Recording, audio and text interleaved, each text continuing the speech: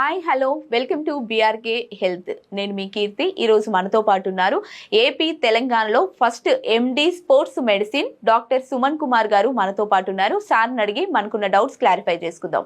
నమస్కారం సార్. నమస్కారం అండి. సార్, ఈ రోజులలో చూసుకుంటే ఉమెన్స్ ఎక్కువగా ఫేస్ చేసే problem back pain, neck pain. అసలు ఈ బ్యాక్ పెయిన్, నెక్ పెయిన్ ఎందుకు వస్తుంది సార్? రాకుండా ఉండాలంటే ఎలాంటి జాగ్రత్తలు తీసుకోవాలంటారు? ఫస్ట్ ఆఫ్ ఆల్ నా పేరు డాక్టర్ టి సుమన్ కుమార్ అండి. నేను ఒక MD sports medicine physician. Multiple causes ఉంటాయండి బ్యాక్ పెయిన్కి. ఒక రీజన్ వల్ల ఏం రాదు. 30 to 45 ఏజ్ గ్రూప్ మధ్యలో ఉన్న ఆడవాళ్ళు చాలా మంది వస్తారు బ్యాక్ పెయిన్ అని.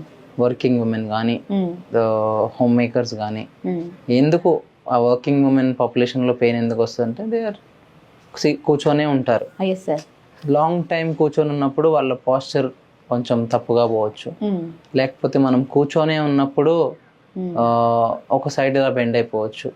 లేకపోతే అలాగే కూర్చొని ఎవరి కంఫర్ట్ జోన్ లో వాళ్ళు కూర్చొని ఉంటారు.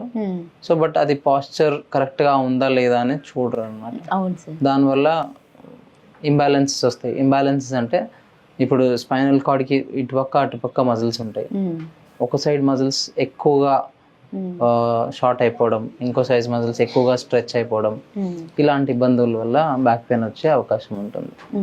హోమ్ మేకర్స్ అనుకోండి, సపోజ్ వాళ్ళు ఎక్కువసేపు నిల్చొనే ఉంటారు, ఎక్కువసేపు పని చేస్తుంటారు, ఆర్ వాళ్ళకి ఇంట్లో ఉన్న పని చాలా ఎక్కువ ఉంటుందండి. యాక్చువల్లీ ఉన్న పనులన్నీ ఇంట్లో చూసుకుంటారు కాబట్టి దానివల్ల ఎక్కువ ఇబ్బందులు రాకుండా ఉండాలంటే ఎలాంటి జాగ్రత్తలు తీసుకోవాలంటారు సార్? కొన్నిసార్లు ఓన్లీ హార్మోన్ ఇంబ్యాలెన్స్ వల్ల కూడా వచ్చేస్తుందండి. అంటే టిపికలీ 45 రీచ్ అయ్యారనుకోండి, అప్పుడు ఆ మెనోపాజల్ టైంలో కూడా హార్మోన్ ఇంబ్యాలెన్స్ చాలా ఉంటుంది.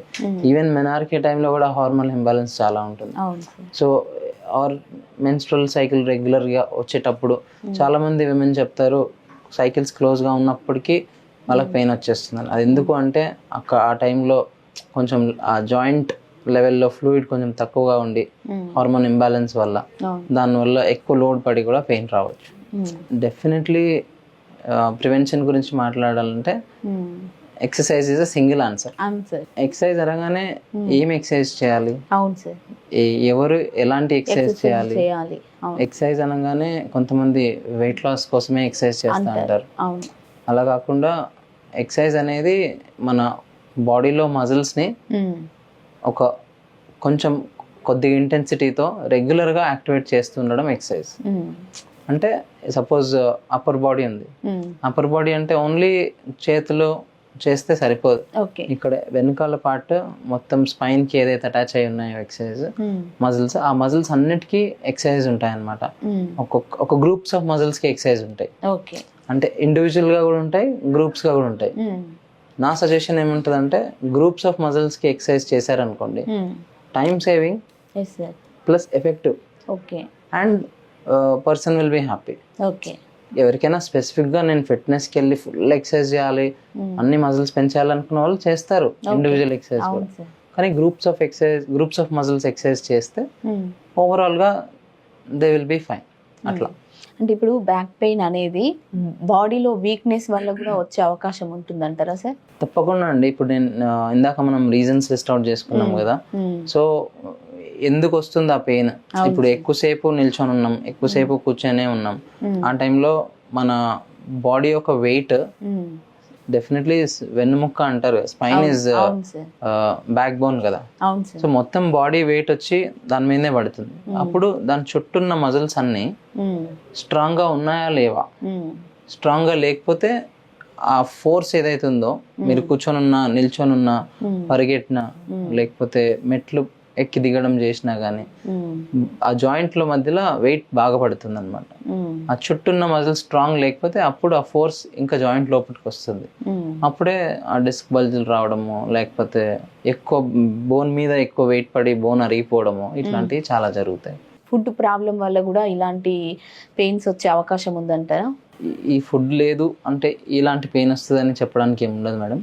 కానీ ఓవరాల్ గా మన బాడీ కాంపోజిషన్ అంటాం మనం, అంటే బోన్ హెల్త్, మజిల్ హెల్త్, ఉన్న ఫ్యాట్ హెల్త్ అన్ని కలిపిగా కరెక్ట్ గా ఉండాలి అంటే ఒక రకమైన ఫుడ్ తీసుకోవాలి. అంటే అన్ని బ్యాలెన్స్డ్గా తీసుకోవాలి. ఓకే. దానికి ప్రోటీన్ ఉండాలి, కార్బోహైడ్రేట్ ఉండాలి, ఫ్యాట్స్ కూడా ఉండాలి, మినరల్స్ ఉండాలి, విటమిన్స్ ఉండాలి. అన్నీ కలిసి ఒక అమౌంట్ ఆఫ్ మోడరేట్ అమౌంట్గా తీసుకుని మొత్తం బ్యాలెన్స్ చేయగలిగితే అప్పుడు బాగుంటుంది మేడం. అంటే మనకి ఈ బ్యాక్ పెయిన్, నెక్ పెయిన్ అనేది 30 years ఎబోవ్ వాళ్ళకే రావడానికి కారణం ఏంటంటారు sir? Most of the people college అయిపోయి వర్క్ స్టార్ట్ చేసేది in the age of 20-25. Nice sir. ఆ 20-25 ఏజ్ గ్రూప్లో సిస్టమ్ ముందట కూర్చొని వర్క్ స్టార్ట్ చేసేటప్పుడు మాక్సిమం అందరూ చాలా బాగా వర్క్ చేసేస్తారు, ఎక్కువ ఓవర్ టైం చేస్తారు. They'll be very happy about their work life. ఒకసారి ఎప్పుడైతే ఒక 10 years క్రాస్ అయింది అనుకోండి, 10 years నుంచి ఒక పర్టికులర్ పొజిషన్ అలాగే అడాప్ట్ చేసుకుంటూ రావడం వల్ల ఏది కూడా చాలా తక్కువ పెయిన్స్ వచ్చి ఏదైనా ఇంజురీ వల్ల వస్తుంది మేడం. మిగతావన్నీ క్రానిక్గా లాంగ్ స్టాండింగ్ పెయిన్స్ ఉంటాయి. ఒక 10 years ఒకే పొజిషన్లో కూర్చొని అలాగే కూర్చొని అదే పొజిషన్లో కూర్చొని వర్క్ చేయడము, లేకపోతే ఎక్కువ ఒక సైడ్ మజిల్ని ఎక్కువ యాక్టివేట్ చేయడము, అలా కూర్చొని చేసినప్పుడు డెఫినెట్లీ ఇది ఒక మీరు అన్నట్టుగా 30 ఏజ్ గ్రూప్ ఎందుకు వస్తుంది అంటే బై ద టైం ఆ 10 years అయిపోయి వచ్చేసరికి వచ్చే ఛాన్సెస్ ఉంటుంది. అది plus most of the women from the age group of 30 to 35 married, then they will go for kids, పిల్లలు అంటారు. అప్పుడు 2 things ఉంటాయి madam. 1 normal delivery, 1 cesarean section.